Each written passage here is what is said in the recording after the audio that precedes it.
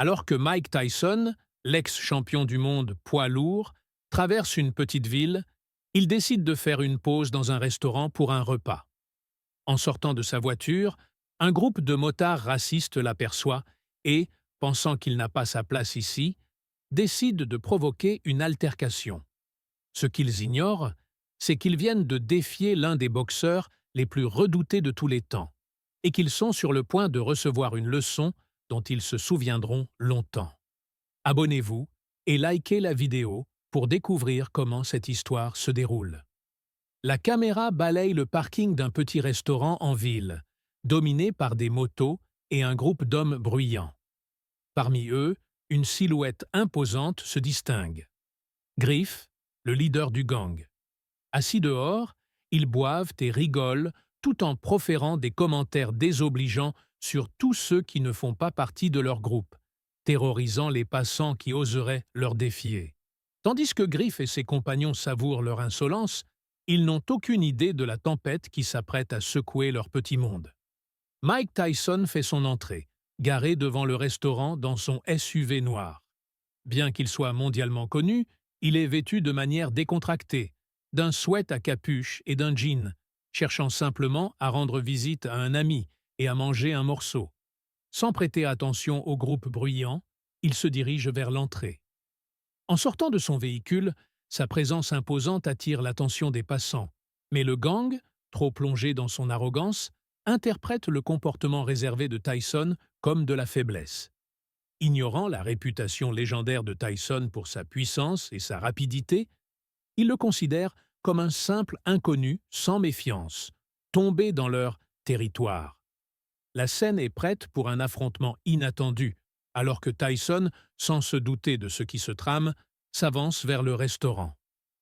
Un sourire méprisant se dessine sur le visage de Griff, qui lance alors d'un ton sarcastique « Regardez-moi ce gars-là !» tout en désignant Tyson.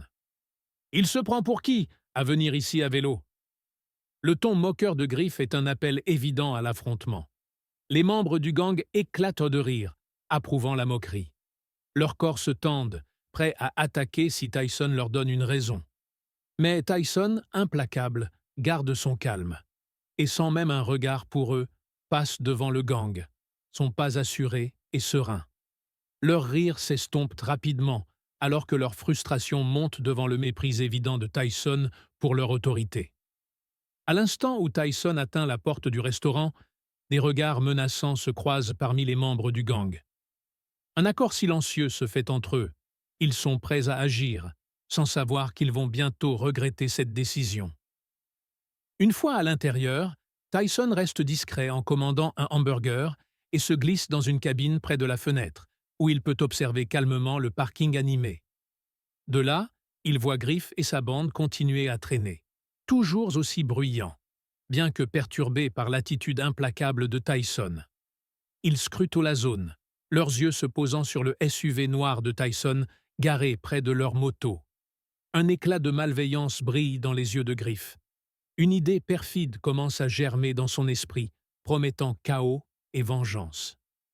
Griff, son visage tordu par un rictus, s'adresse à son groupe, sa voix remplie de mépris. « C'est quoi ce mec? Il se gare avec sa voiture de luxe, juste à côté de nos motos. » Il pointe du doigt le SUV de Tyson. Les mots de Griff, teintés de jalousie et de frustration, galvanisent le gang, soudant leur colère en un sentiment commun prêt à éclater. On ne peut pas laisser un type comme lui débarquer dans notre ville et se croire maître des lieux, lance Griff, la rage dans sa voix. Cette colère collective se transforme rapidement en un désir de vengeance. Les membres du gang, animés par une nouvelle motivation, se lèvent, déterminés. Un homme nerveux au sourire malveillant et aux cheveux plaqués en arrière renchérit, ses jointures craquant sous la pression de la colère. « Il est temps de lui apprendre la vraie définition du respect », dit-il d'un ton menaçant.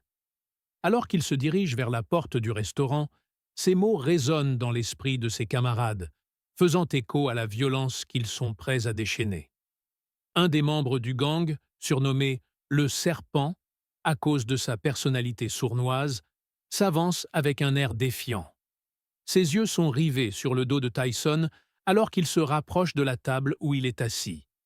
D'un ton sarcastique, il lance: « Eh bien, mon pote, belle voiture que tu as là, mais tu ferais bien de la déplacer avant qu'il ne lui arrive quelque chose. » La menace sous-jacente dans ses paroles est palpable, semblant flotter dans l'air avec une arrogance dérangeante.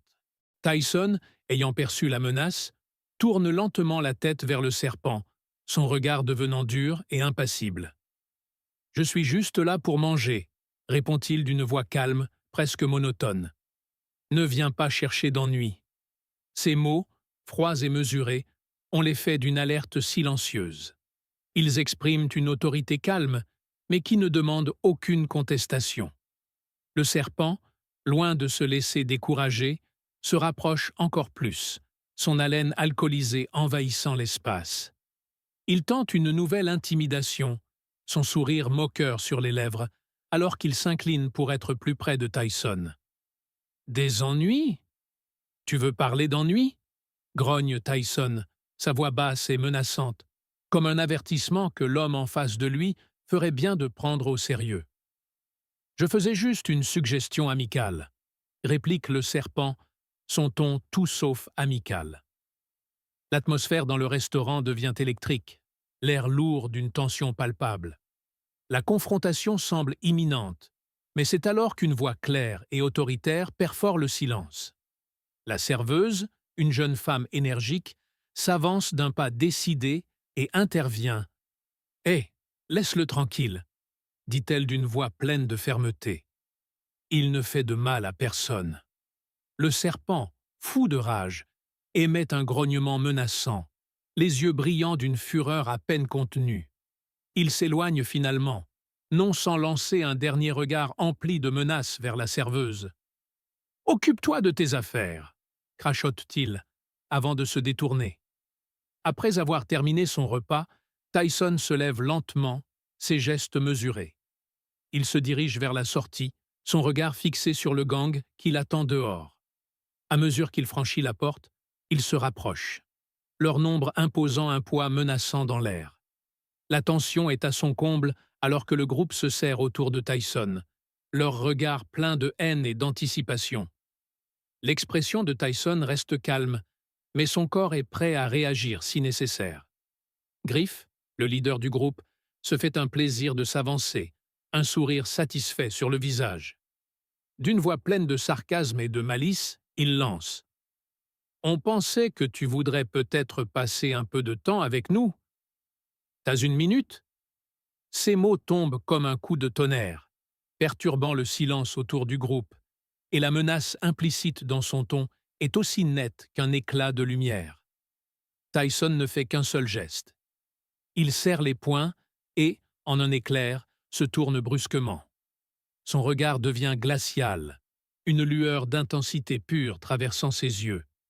Chaque muscle de son corps se tend, prêt à libérer la violence qui l'a rendu légendaire. Avant même que Griff et son gang ne puissent réagir, Tyson porte un coup foudroyant à la mâchoire de l'un des membres les plus proches. L'homme s'effondre instantanément, son corps raidi par la force de l'impact. Un silence stupéfait s'abat sur le groupe. Griff, désorienté, se fige pendant un court instant, incapable de comprendre la rapidité et la brutalité de la réaction. Les autres membres du gang, pris au dépourvu, hésitent, leur certitude s'effritant face à la démonstration de puissance de Tyson.